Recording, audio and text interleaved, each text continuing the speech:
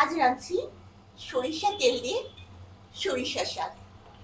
কয়েকদিন আগেই ঘুরে আসলাম সরিষা ক্ষেত থেকে। এত সুন্দর লাগে,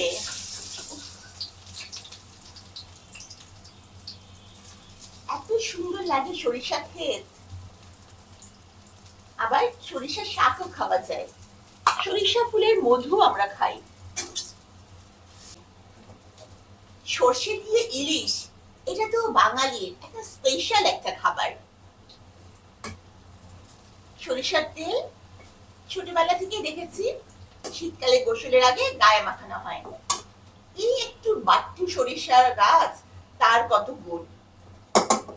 আর মানুষের যদি একটা মাত্র গুণ থাকে, তাহলে সেই গুণের জ্বালায় সে হ্যাডমে বাঁচে না।